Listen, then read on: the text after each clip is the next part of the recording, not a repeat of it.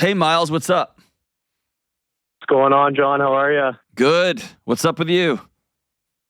Not too much, man. Just want to start off by saying I really appreciate your content. I just came across you, I would say, like a couple weeks ago, and found myself listening to you before bed, and I love what you got to say, so I appreciate your insight. Well, I appreciate that. Go ahead and grab a ladle and drink some of the Kool-Aid, man. You can be in the gang.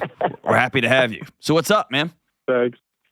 Not too much. I just had a quick question. I figured I'd give you some context before I get into the actual situation itself. So I'm a byproduct of divorce. So my birth parents split up when I was very young. And then after that relationship, each of them got remarried. And then both of them got divorced after that. In all three instances, it was a result of infidelity on someone's part. So growing up, I kind of told myself, that's something that I'm going to try not to do, just try and be with people who are single, because obviously I see how it affects other people, especially as you get older. So going into my question, I went on a work trip with a job recently. Me and a coworker, we've always been friends, but recently I felt like she was kind of turning up the heat on me, and things were getting a little, sexual, I would say, like kind of flirting with me at work and whatever else. But I try not to pay too much mind to it. On the work trip, we all went out drinking after, our conference, and I got a knock on my door at 2 a.m. and I was pretty intoxicated. And next thing I knew, things got pretty intimate with this coworker. So yeah, I'm kind of just stuck in this spot now where I'm not too proud of myself. Obviously there was alcohol involved, but that's not like a good enough excuse. Like I knew what I was doing, and this person has a boyfriend, and I'm single, but still I just feel terrible about it. And I'm wondering, how do I kind of put this in the rear view and, move past it, because I feel awful. What do you feel awful about?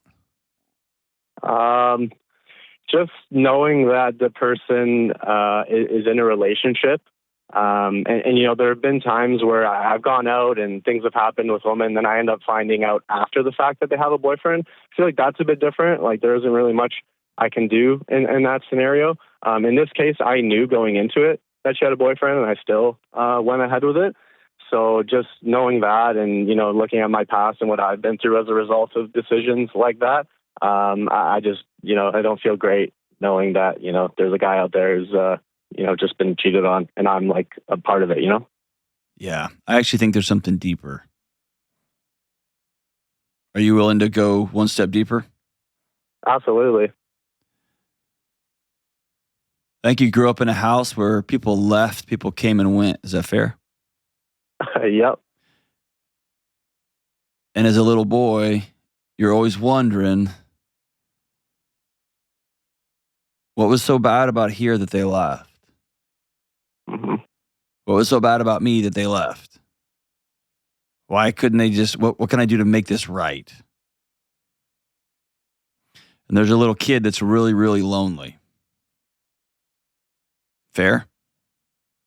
Yep. One of the cheapest, quickest fixes for loneliness is alcohol. One of the cheapest, quickest fixes it's like an emotional firecracker. We're looking for light so bad that we set everything on fire just so we can see. Mm-hmm. Is a hookup. Yeah. And you hook up with somebody, and then you hook up with somebody else, and you hook up with somebody else. And you know as well as I do, yes, there's some wild times. The sex is not great. It's hollow. It's lonely. Mm-hmm. And then you get pissed at yourself, and here's why you're getting pissed. Yes, you violated, you feel guilty that you did a thing you said you're never going to do, right? That's part of it. But deeper than that is you keep banging your head against the same wall, and it's not solving the problem. How old are you, man? 25. 25. Everyone tells you you're in the prime of your youth. Sleep around as much as you can. Hook up, hook up. This is the time to be doing it. You can settle down later. Yeah. And what's happening is you are surrounded by water, and you're out in a boat, and you keep dipping the cup out to get a drink, and it's salt water. Mm-hmm. And you're dying of thirst surrounded by water. You're so disconnected, and you're looking for these cheap. You're eating out of a snack machine, dude. Yeah. And until you value yourself enough to get connected relationships elsewhere, you're going to keep waking up with these moments. Mm-hmm. Or you're going to wake up a dad, right? Yeah. Right. You're going to wake up having to go to the doctor and be like, it itches. Yeah, fair enough. Right? Don't want that. Except you're in Canada, so you're going to have to wait like 9 months to see the doctor. Yeah, I get it for free, but next year. Next year, that's right. You see what I'm saying? Is that ring true at all? And I know I sound like an old curmudgeon, but... Absolutely. No, there's definitely some truth to that. And I've talked to friends about this before, and that's actually part of the reason why I'm calling you is because, like I said, I appreciate your insight, but I feel like this is the topic that I've tried going to friends about, and, I love my friends, but I feel like the conversation just turns into why are you complaining about that? And of course, it's the same friends who give you a bunch of money tips, and they're all broke. Yeah, exactly. No, bro, you gotta buy Bitcoin, and then you gotta take your points and roll it to, and they're like, hey, can I borrow $50 for rent? Right. Exactly. These are the guys. So I never really get good advice from them. No. Really with this stuff. No. So I appreciate you seeking wisdom elsewhere. And here's what I know. What I'm asking you is a tall order, because I'm asking you to buck every bit of wisdom you've gotten, and that you'll continue to get. Yep. Mm-hmm. Which is quit drinking. Okay. Stop. If you can tell me, no, it actually has made me feel better. It's made me make good choices. It helps me do X, Y, and Z. Okay, cool. Yeah. But I know you can't tell me that, because I know the data on alcohol, and I've been 25 too. Mm-hmm. Okay? For sure. The second thing is, you have to decide before a night starts that I'm going to be a person that I will respect in the morning. Mm-hmm. Fair enough? Yeah, for sure. I travel all the time. You know who knows where my hotel room is? Nobody. Right. You know what I mean? Yeah, absolutely. I know what you mean. But at some point, you said, here's my room number. Yeah. We're in the same hotel for work. So no, I stay in the same hotel with all kinds of people. Yeah. You know what I mean? That's valid. Yeah. But it's a choice way upstream. Mm-hmm. And I would tell you to get a tattoo of this, but I don't want you to get a no regrets tattoo. So write this down somewhere. Okay. Don't forget to remember. Okay. Okay. It's an old ADHD saying that we throw around when I'm getting out of my car. I literally in my mind don't see the cups and the wrappers that I stuffed in the door and all that. But I used to, and now I've just got it so on repeat in my mind, but I used to have a note that I had taped up to my car that said, don't forget to remember. And here's what it was a reminder of. Don't forget to remember how good it feels to get into a clean car. Mm-hmm. And I would see it when I was getting out, and I would stop, and I'd turn around, and I would look, where's the trash? And I would see, oh my gosh, right? It'd be a whole basket full of it. And I want you to not forget to remember how you have a beautiful woman sitting across from you, and you're 2 drinks in and 3 drinks in, and you think this is going to go be amazing and fun. And I want you to not forget to remember Monday. Mm-hmm. When 7-year-old Miles is still asking, I guess she doesn't love me either. Right. And I guess she doesn't love me. And I guess the next one doesn't. I guess the next one. Because you're chasing and chasing and chasing and chasing. And at some point, you're playing roulette. You're going to end up with a kid. Yep. At some point, you're playing roulette. You're going to end up with something. But beyond that, it's not fun. Yeah. You know what I mean? Fair?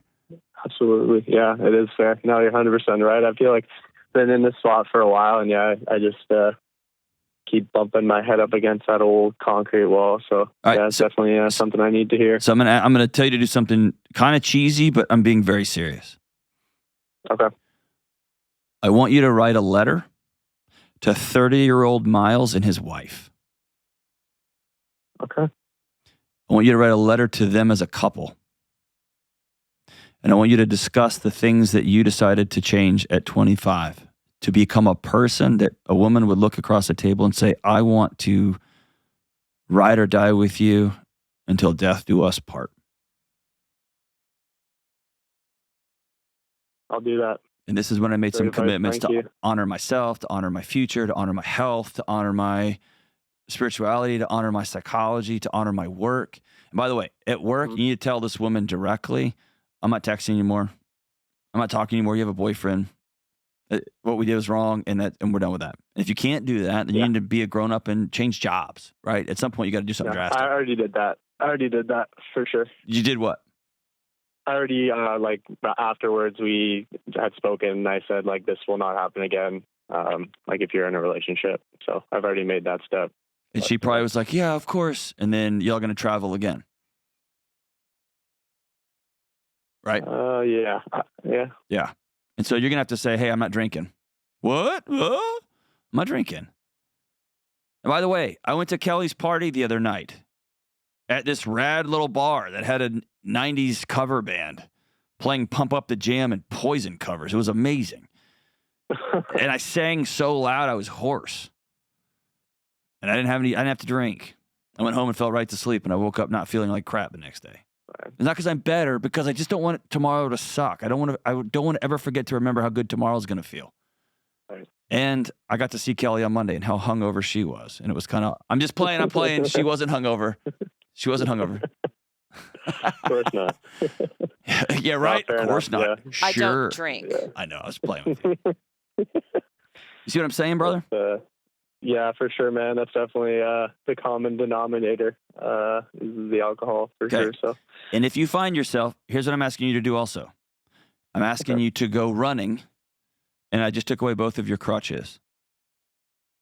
Okay. Because you probably enter into a room with your flirty 25-year-old, still has a metabolism that works self, right? Right. And you probably grease every social situation you're in with a drink. Yep. And you're probably, after 2 or 3 drinks, you get kind of Letterkenny on everybody, and you get real funny, and you get loud, right?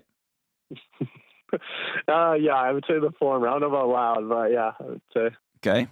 But, yeah. So you're going to have to decide, I'm going to have my own value and worth at this table that is separate and apart from performing every time I get together with a group of people. Yep. Okay. Okay. That's valid. You're going to have some get-togethers that are lonely. You're going to have some get-togethers that are quiet, that you feel like a kind of a dud, and that's okay. That's just you practicing. That I don't have to have 4 drinks and go, and then be winking at this girl and then kind of like brush up against her while we're both getting drinks, and then she kind of, and then I'm not going to do that. I'm going to not forget to remember tomorrow. And I want to be a person I respect in the morning. And then you're going to have to go find connection. You have to get real friends. Not guys that give you stupid Bitcoin and Beanie Baby finance advice and, bro, just hook up. Look around, bro. Hookup culture's killing everybody. Nobody's winning. Nobody. So be somebody that does it differently, man. I'm proud of you. Good on you for catching this at 25, man. You can change everything. Invite me to your wedding one day. I won't come, but Kelly might. Appreciate you, brother.